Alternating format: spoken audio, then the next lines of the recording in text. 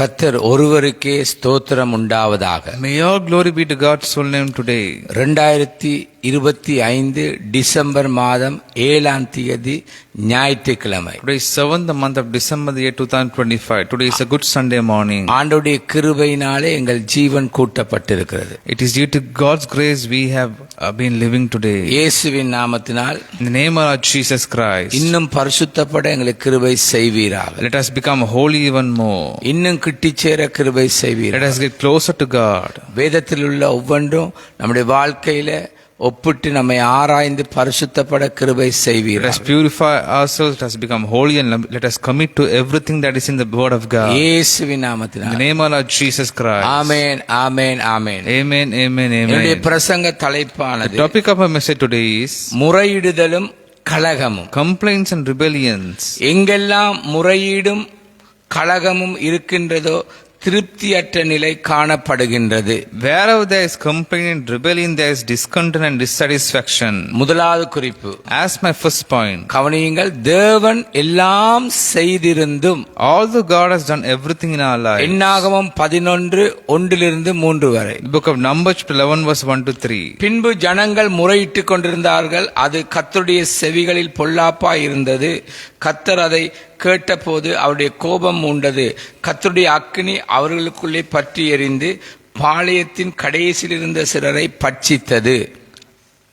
Now the people complained about their hardships in the hearing of the Lord, and when he heard them, his anger aroused. Then fire from the Lord burned among them and consumed some of the outskirts of the camp.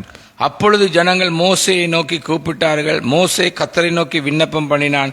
உடனே அக்கினி அவிந்து போயிற்று. When the people cried out to Moses, he prayed to the Lord, and the fire died down.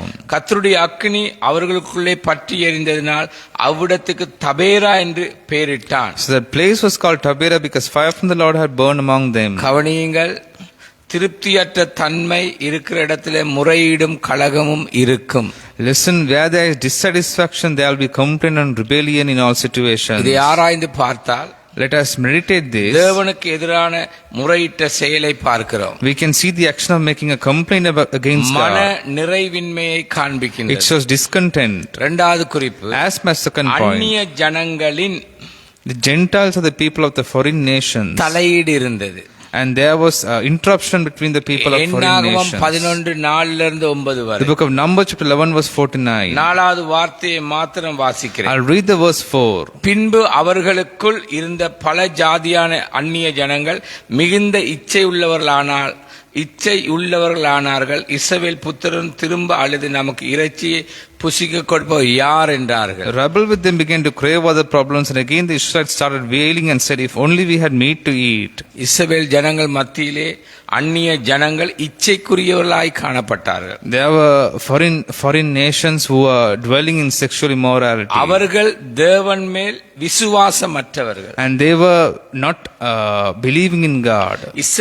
இஸ்ரவேலருக்கு வேதனையாய் இருந்தார்கள். And they were very tempting. விசுவாசமற்ற தன்மை இஸ்ரவேலரை பற்றி கொண்டது.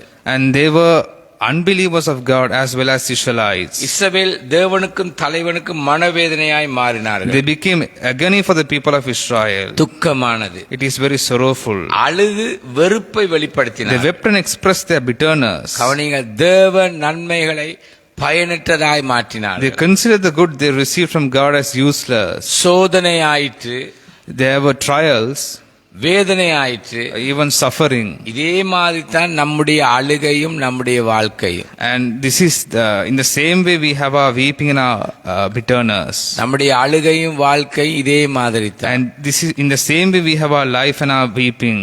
சங்கீதம் 78:17. The book of Psalms 78 verse 17. என்றாலும் அவர்கள் பின்னும் அவருக்கு விரோதமாய் பாவம் செய்து வறண்ட வெளியிலே உன்னதமானவருக்கு கோபம் ஊட்டினார்கள். Yet they sin still more against him, rebelling against the Most High in the desert. நாமும் தேவனுக்கு வேதனையா இருக்கிறோமா? Whether we are bringing pain to God. எவ்வளவோ நன்மையை பெற்ற நாம் நன்மையாய் நடந்த எங்களுடைய வாழ்க்கையில திருப்தியற்று உலகத்தாரோடு ஒத்து நாமும் இந்த உலகத்தின் வேஷம் தரித்து விட்டோமா?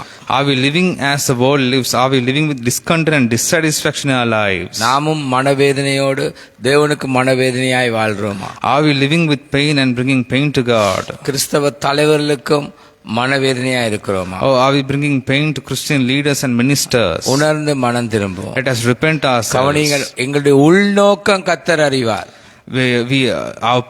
God knows our purpose. எங்களுடைய உள்நோக்கம், God knows our purpose. இருதயத்தில் உள்ளதை கர்த்தர் அறிவார். God knows everything that is in our heart. இருதயத்தில் உள்ளதை அறிவார். What is in our heart. அதன் விளைவுதான் அந்த அழுகை. And the result of this is our weeping. இயேசுவும் கண்ணீர் விட்டார். And Jesus even wept. ஆனா இயேசுடைய நோக்கம் வேறு. And the purpose of Jesus is ஆனா different. தேவ ஜனங்களுடைய நோக்கம் வேதனையானது, துக்கமானது. The purpose of the God of Israelites was very weeping and இயேசுவின் bitter. நாமத்தினால் உணர்ந்து மனம் திரும்ப In the name of our Jesus Christ, let us recognize and repent amen, ourselves. Amen, amen. Amen, amen, கர்த்தர் amen. தாமே உங்களை ஆசீர்வதிப்பார். May God bless you abundantly.